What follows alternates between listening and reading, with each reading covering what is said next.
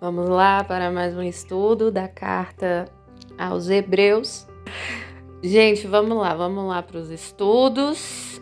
E é o seguinte, hoje eu vou ler o capítulo 8. O capítulo 8 tem 13 versos. Esse livro é muito importante, muito importante. Entendendo esse livro, a gente entende muita coisa de toda a Nova Aliança e da Antiga também. Da Antiga pelo Espírito, muito importante entender essa questão do Espírito. Sem o Espírito, sem salvação. Muita gente aí seguindo a Antiga Aliança sem Espírito, achando que salvação é por obras e tá se auto-enganando, da mesma forma como era o povo lá no tempo do Messias. Por isso que é importante a gente compreender essa questão do Espírito, para que a gente não esteja aí andando no erro, né? Nos iludindo. Aí, o que acontece quando a pessoa se examina e descobre que está servindo pelas obras? Aí vem a oração para arrependimento dos pecados, transformação da alma. Aí o Pai, ele vai atrair, vai despertar essa alma que estava no erro. Ou então a pessoa continua na ilusão, é aquela semente que caiu em todos os solos, menos no solo fértil. Tá vendo como é bem mais sério do que a gente imagina? Então vamos lá, gente, vamos tentar entender aqui a palavra do Criador maravilhoso Altíssimo. Capítulo 8, vamos ver como é que finalizou. Finalizou ensinando, né, sobre o filho, né, o serviço do filho. Porquanto a Torá designa sumos sacerdotes a homens que têm fraquezas, homens mortais, homens pecadores. Mas o juramento que veio depois da Torá, aquele que está no Salmo, que a gente leu lá, que saiu da própria boca do Criador, que apontava para o Messias, veio depois e estabelece por toda a eternidade o Filho, que foi aperfeiçoado. O Filho vivifica a Torá. O Filho é a Torá viva. Por isso que o Filho é tão importante, por isso que o Filho é nosso modelo de tudo. É o Filho. Tudo que o Filho disse, nós temos que prestar muita atenção, porque ele é a própria divindade, representante do Pai aqui nessa terra. Não é patriarcas do passado, não é patriarca 12 tribos de Israel, não é nada disso, gente. Aquele povo ali foi testemunho antigo para o Pai mostrar para a gente o quanto as pessoas são pecadoras e que ele conserta o quebrado. Nós não alcançamos favor do Pai pelas nossas obras. A gente alcança a favor do Pai reconhecendo que nós não somos nada aqui nessa terra. É assim que ele nos dá convicção de pecado, que é a fé.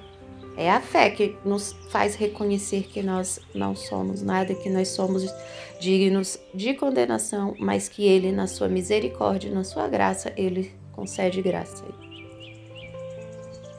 àqueles que andavam errado. E isso em todos os seres humanos. Todos. Tá certo? Então, vamos continuar aqui no verso 1. Ora, o mais importante de tudo que temos afirmado é que sim, temos um sumo sacerdote, o qual se assentou à direita do trono da majestade nos céus. Onde que o Messias se assentou? Onde que o sumo sacerdote se sentou? À direita do trono da majestade. Será que o Filho é o Pai? Será que esse verso ensina isso? Como ministro do santuário e do verdadeiro tabernáculo que Yahweh ergueu, não como ser humano. Existe um tabernáculo verdadeiro nos céus, que foi esse que o Criador apresentou a Moisés. Moisés só copiou um modelo para fazer um semelhante aqui na terra. Foi feito por mãos de homens, mas existe um tabernáculo celestial. Lá na Torá, a gente vai ler isso. Não lembro exatamente aqui qual é o lugar que fala, mas lá na Torá vai estar lá escrito: Moisés copiou o modelo que estava nos céus. O Paulo, se eu não me engano, também faz referência a isso. Ou então aqui na carta de Hebreus, não estou me lembrando. Mas nós temos aí os discípulos, né, falando isso, porque eles liam a Torá, então eles sabem que o tabernáculo foi copiado de um modelo no céu, e eles repetem isso daqui nos escritos da Nova Aliança. Entendeu, gente? Então não tem como dizer que o tabernáculo foi dado pelo maligno ou pelo não sei o quê. O tabernáculo que foi feito aqui por mãos humanas foi construído por um modelo que tinha lá no céu. Tá bom? Pois todo sumo sacerdote é constituído para apresentar ofertas e sacrifícios. Para quê? Expiação de pecado. Ah, quer dizer que tem oferta e sacrifício lá nos céus, porque foi copiado dos céus? Não, nos céus não tem pecado. Os sacrifícios e ofertas era só aqui na terra. A princípio, se as pessoas tivessem o coração inclinado ao bem, como ensina aí o humanismo, né, que o ser humano nasce bom, isso é uma mentira de Satanás. O que ia acontecer? Não ia precisar de sacrifícios de animais. Os animais morrem, os animais eram sacrificados por causa do pecado do homem. De quem que é a culpa? É do Criador que pediu sacrifício ou é dos homens que pecam? Tá vendo? Essa é a inclinação da carne. O homem, ele tende a culpar tudo e todos, menos assumir a culpa deles. Foi o pecado de Adão, gente. Por isso que a gente tem que prestar muito atenção nisso, porque essa inclinação que a gente vê que é o que mais tem no mundo é a herança de Adão. É a herança de Adão. A gente culpar tudo e todos e não assumir nossa responsabilidade é a herança do pecado de Adão. Olha só. Por isso que eu tô sempre batendo nessa tecla. Porque o Messias fez o contrário. O Messias, sem pecado, se fez pecado, assumiu o pecado de todos para poder manifestar graça. Tá vendo? Ele fez o oposto de Adão. Para acabar com o pecado de Adão, o Messias precisou vir para fazer o oposto do que Adão fez. Vamos continuar. Por essa razão, era imprescindível que este sumo sacerdote fizesse a sua oferta pessoal. Aqui ele está fazendo aí o paralelo, né, entre a antiga aliança, ali, os serviços da antiga aliança e o Messias como sumo sacerdote, perfeito, eterno, imortal. Entretanto, se ele estivesse na terra, nem seria considerado sumo sacerdote, tendo em vista que já foram constituídos aqueles que apresentam as ofertas prescritas na Torá.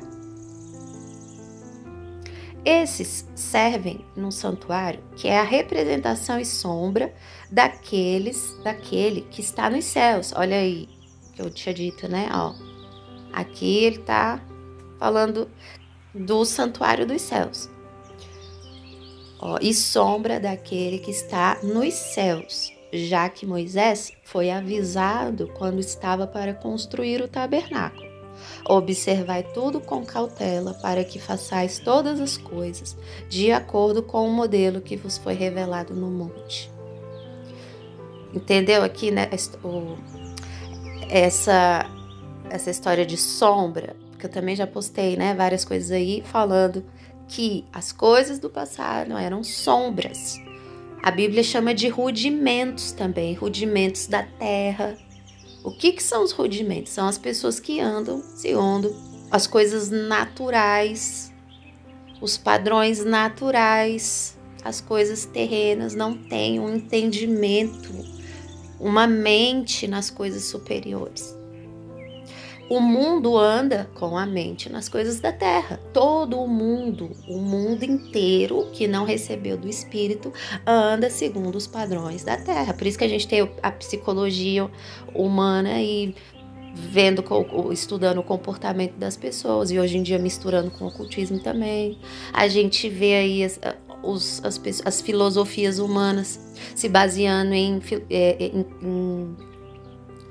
em argumentos evolutivos. Tudo isso é padrão terreno. Quem tem a mente no espírito está com uma mentalidade superior além disso. Vai agir na contramão disso. Essa é a diferença. Qual que é a sua mente? A sua mente está seguindo os padrões da Terra? Igual todo mundo? Igual os pecadores? Igual os incrédulos? Igual quem tem fé pelas obras? Vivendo para cá, para essa Terra? Ou a sua mentalidade está no reino? Está nas coisas celestiais? Está nas coisas do espírito? Está nas virtudes eternas? Onde está a sua mente? E aí, Moisés construiu um tabernáculo terreno que era sombra daquele que estava no céu. Muitas coisas da antiga aliança são sombras das coisas que viriam a acontecer pelo Espírito. Contudo, agora, Yahushua recebeu um ministério ainda mais excelente que o dos sacerdotes, assim como também a aliança da qual ele é o mediador.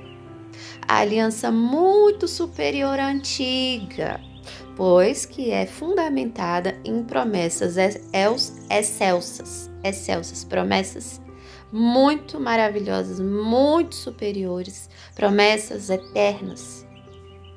Tá vendo a diferença? Tá falando aqui que aboliu a Torá? Não. Está falando que foi aperfeiçoado. É importante saber isso também, gente. Diferença entre ser aperfeiçoado e de abolir o que era antigo. O que é antigo tá valendo. É o beabá, é ali, ó, para ensinar ali as crianças nos rudimentos. Depois que as crianças aprendem os rudimentos, aprende o ensino fundamental, ela vai para o ensino superior. É assim que a gente tem que entender. Não é abolir, não precisa fazer fundamental, mas não, pode passar já direto para o superior. Será que a pessoa vai conseguir aprender alguma coisa assim? Não, vai ter problemas de aprendizado, né? Porque não vai conseguir entender coisas que precisam entender a base primeiro. Tá vendo? Não abole, não tá abolindo o que veio antes. Mas o que vem depois é para aperfeiçoar o ensino do que vem antes. Agora a gente vê aí muita gente ainda no fundamental e não sai de lá. E aí vai tentar florear, aperfeiçoar o ensino fundamental e não vai sair de lá. Isso é que normalmente acontece com quem vive a fé pelas obras, vive a fé pelas coisas da terra. A mentalidade da pessoa permanece aqui nesta vida, mesmo que trate de alguns assuntos referentes à vida celestial. Mas se a pessoa não tem a vida celestial dentro de si, o reino dentro de si, como o Messias mesmo ensinou, que o reino não vem com aparência exterior, mas está dentro de nós, a gente tem que entender isso como uma prévia do reino em nós. Nós, como cidadãos do reino celestial, nós já temos que viver como se nós fôssemos do reino, mas ainda aqui nesta terra, da mesma forma que era o Messias. Por isso que o Messias é o modelo.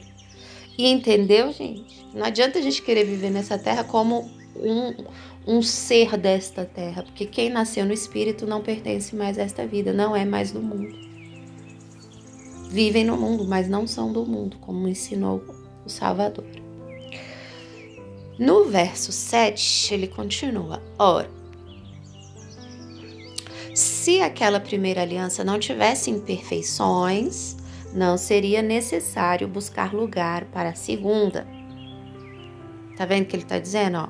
Se a primeira aliança do tabernáculo, dos sacrifícios, fosse perfeita, tivesse fazendo, né, as pessoas estivessem sendo transformadas por aquela aliança, se as pessoas estivessem obedecendo tudo certinho, cumprindo certinho, se tivesse tudo assim, direitinho, não ia ser necessário a segunda. Entendeu?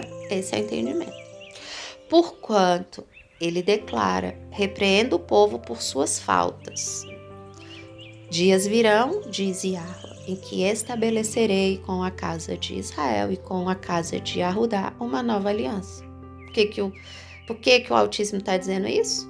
Porque o povo não estava obedecendo a primeira. Por isso que a gente não pode usar como modelo o povo do passado, porque eles não obedeciam, eles não faziam nada direito. Era assim. Não conforme a aliança que fiz com seus antepassados, no dia em que os tomei pela mão para os conduzir até fora da terra do Egito. Pois eles não continuaram na minha aliança, e eu me afastei deles, diz Yahweh. Olha só, gente, o que o próprio Pai está falando aqui por meio dos profetas. Isso daqui está tudo na antiga aliança. O Pai já estava mostrando, já estava revelando pelos profetas. Por isso que o povo, os falsos profetas, o povo em geral, matava os profetas, porque os profetas vinham falar coisas que eles não queriam ouvir. Eles queriam ouvir que os profetas falavam: não, vocês estão fazendo tudo direitinho aí, pode continuar aí que vocês estão fazendo direitinho. Mas os profetas não falavam, os profetas falavam a verdade da parte do Pai. E por isso o povo odiava eles. E por isso o Messias também ensinou que iriam odiar as pessoas que falassem da parte do Messias. Inclusive na nova aliança, né? Por causa do meu nome sereis perseguidos. Porque foi assim desde o princípio. E aí o próprio Pai disse: vou fazer uma nova aliança, não igual aquela quando eu tirei o povo do Egito, porque eles não continuaram minha aliança, eles desobedeceram, eles viviam igual ao mundo, eles faziam tudo errado, eles não eram fiéis. E aí Yahweh continua. Olha só aqui, o Pai ainda fala: eu me afastei deles. Tá vendo? O próprio Pai vira o rosto. Só que ele, por conta das promessas, ele sempre pega o remanescente. Por conta da promessa, ele matou todos aqueles que saíram do Egito, mas deixou os mais jovens entrar. Né? Só 2 da antiga geração, né? Caleb e Josué, entraram na terra prometida, porque foram fiéis. O resto, todo mundo pereceu no Egito. E perecer no Egito também aponta para todos que se dizem servos do Pai, que irão perecer aqui nesta terra. O Egito é a figura o quê? Do mundo. A figura do mundo, a figura das coisas terrenas, a figura de toda a vaidade, de toda ostentação de bens, de tudo isso que o Pai fala para ficar longe.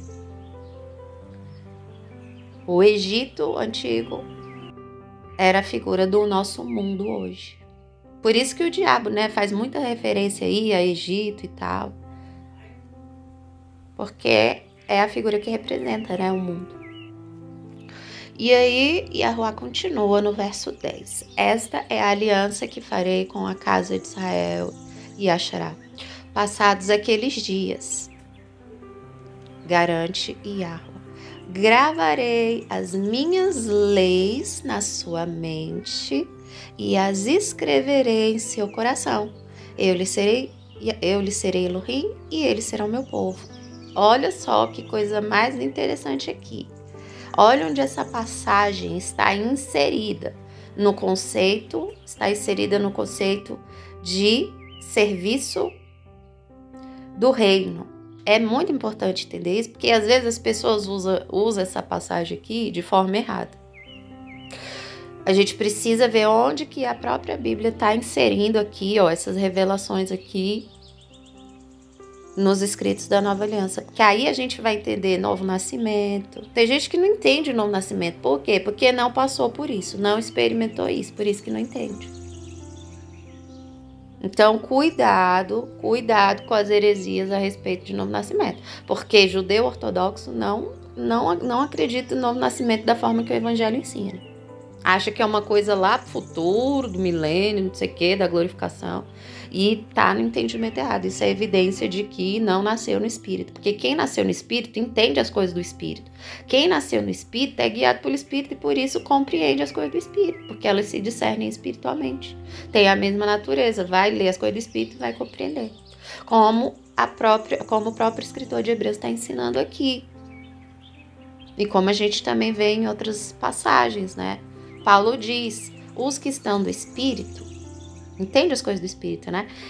E o homem natural não consegue compreender as coisas do Espírito. O povo do mundo não consegue compreender as coisas do Espírito. O povo que anda segundo os padrões do mundo não consegue compreender as coisas do Espírito. Mesmo que se digam crente, mesmo que se digam cristão, mesmo que se digam qualquer coisa, mesmo que se digam católico. Católico que não, me desculpem os católicos, mas católico que vive pelas obras não entende as coisas do Espírito.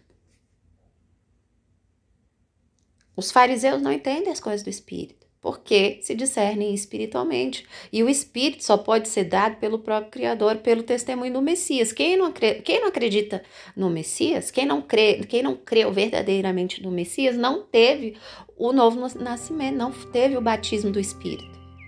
Tá vendo como tudo se encaixa aí? O Evangelho, ele é todo encaixadinho, inclusive na Antiga Aliança. Mas a gente só consegue compreender pelo Espírito. E olha só. Olha aqui onde o escritor de Hebreus está colocando aí essa passagem. Na explicação dos sacrifícios, dos serviços do tabernáculo.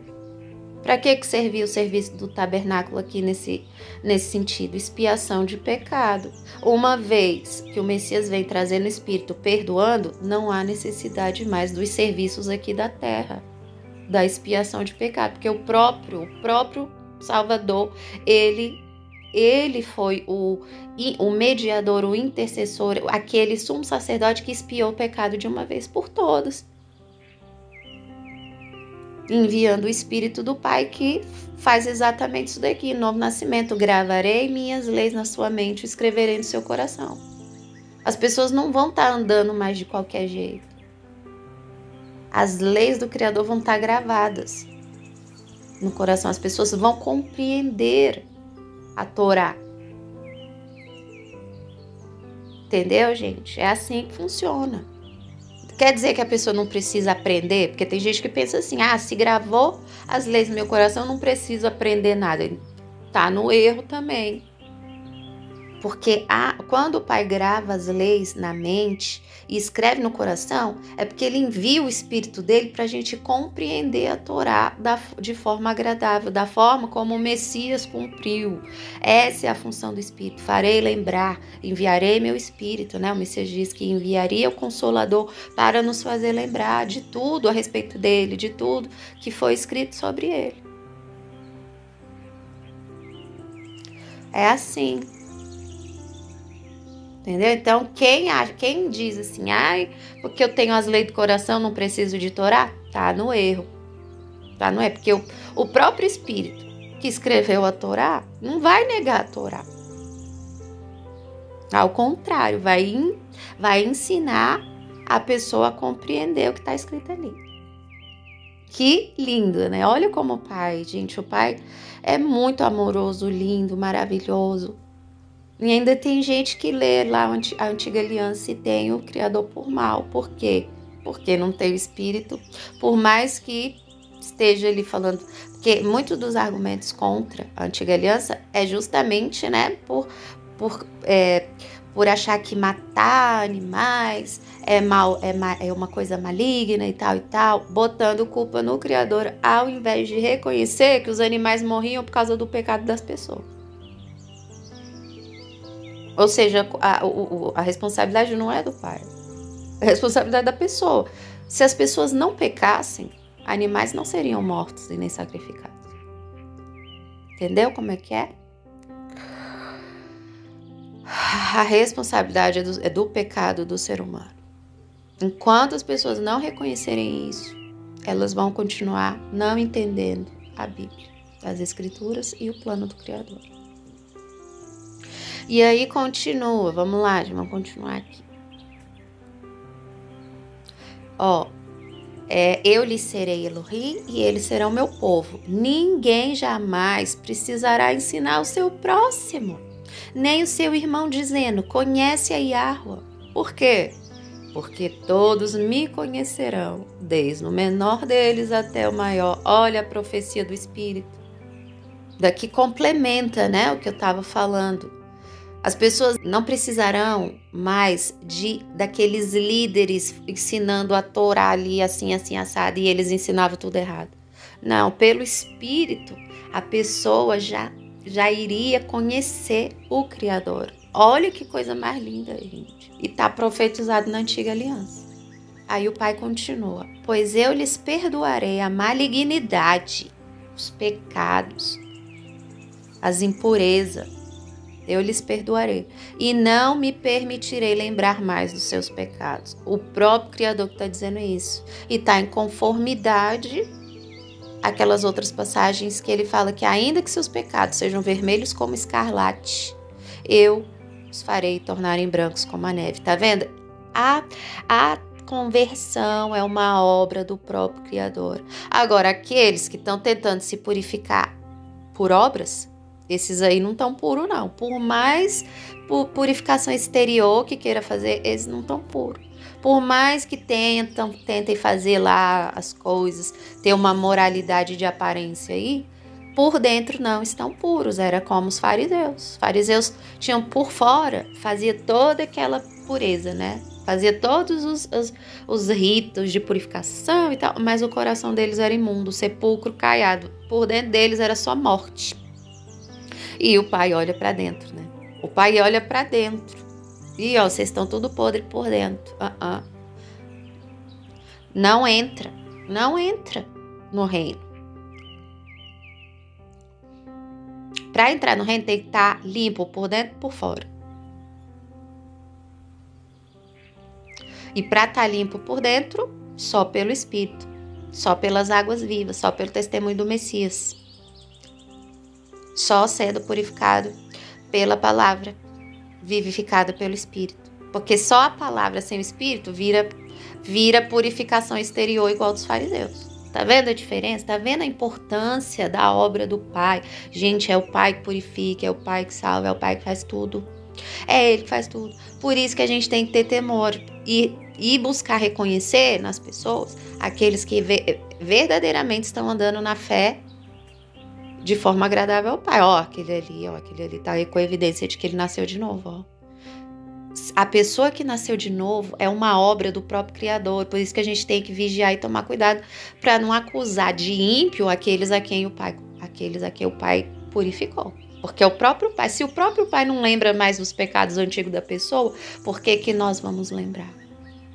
Agora, se a pessoa no presente já anda igual um ímpio, então o passado dele ainda continua imundo. Porque a pessoa ainda continua naquela vida de pecador, naquela vida no mundo ímpio. Continua andando como um ímpio. Tá vendo a diferença? Pelo presente, a gente pode ter uma ideia se o passado foi apagado ou não foi. Pelo presente. Entendeu, gente? E aí, para finalizar, no verso 13, ao proclamar nova esta aliança, ele transformou em antiquada a primeira. A primeira fica para trás. Quando a pessoa recebe o evangelho, a outra fica antiquada. Por quê? Porque o que se torna superado e envelhecido está próximo do aniquilamento. Alguns usam essa passagem também para abolir a lei, né? Mas é como eu falei, temos que tomar cuidado. Aqui ele está se referindo a serviços do tabernáculo, a expiação de pecados segundo sacrifícios de animais e essas coisas. São nesses termos dessa nova aliança que o Pai está dizendo. Que antes as pessoas não tinham Espírito Santo. Antes as pessoas só aprendiam da Torá com os sacerdotes, né? Com os reis, com outras pessoas. Na nova aliança, por conta do Espírito, não seria mais assim. As pessoas aprenderiam pelo Espírito. Era o próprio pai que ensinaria essas pessoas. Sendo assim, aquilo que veio antes se torna antiquado, né? Por quê? Porque veio algo superior, veio algo mais excelente. Foi aperfeiçoado. Deu para entender? Por isso que ele diz aqui, está próximo do aniquilamento o quê? Não é necessário sacrifício de animais. Não são esses homens pecadores que vão perdoar mais, que vão expiar pecado. É o próprio Criador que vai fazer essa obra. Entendeu, gente? Olha só que lindo que é a palavra do nosso Pai, gente. E ela combina, ela tá totalmente alinhada, o Evangelho com a Torá. E a gente só vai conseguir entender isso de forma verdadeira se a gente entender Evangelho com Torá junto. Os extremos levam ao erro. É nos extremos que Satanás trabalha. E só lembrando que Satanás usa as escrituras para levar os outros para o erro também. Então, vamos vigiar aí. Vamos nos autoexaminar para ver se a gente realmente está na fé, se não é que a gente está reprovado, como está escrito, né? Vamos nos examinar. Será que eu estou purificado com o meu coração sendo purificado? Ou será que eu estou caminhando igual aos homens? Seguindo doutrinas de homens, seguindo filosofias mundanas e imundas, que levam as pessoas para a perdição ao invés de ir para a humildade, para o amor. Que caminho a gente está andando aqui nessa vida? Porque esse caminho é que vai testificar para onde nós estamos indo. Porque a gente não tem que esperar só pelo anti-Messias. A gente pode morrer a qualquer momento. É como o próprio pai falou. Louco, esta noite pedirão a tua alma. E o que tens preparado, para quem será? O que vocês têm preparado nessa vida aqui? Para quem é? É para o Pai, para o reino? Ou para as coisas deste mundo e para a própria vida de vocês? Vamos refletir nessas coisas. Porque disso depende a nossa eternidade. Tá bom, gente? Um grande abraço. Eu vou ler aqui só o 8 mesmo. E nos próximos dias vou ler aí um capítulo por dia. E a gente lê aí até quando der, tá bom? Um grande abraço e até a próxima, se o Pai quiser. Tchau, tchau.